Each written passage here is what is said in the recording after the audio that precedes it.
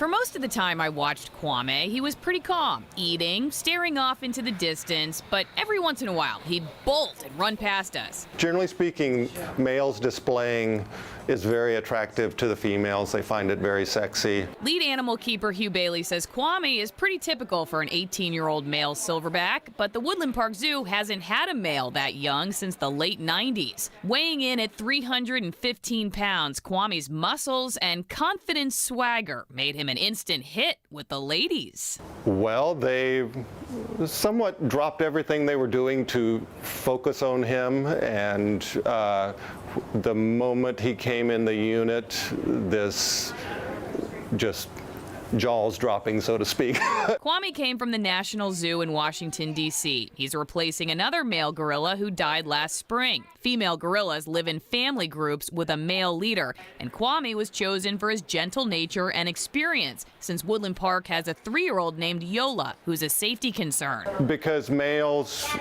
just can inadvertently kill a youngster just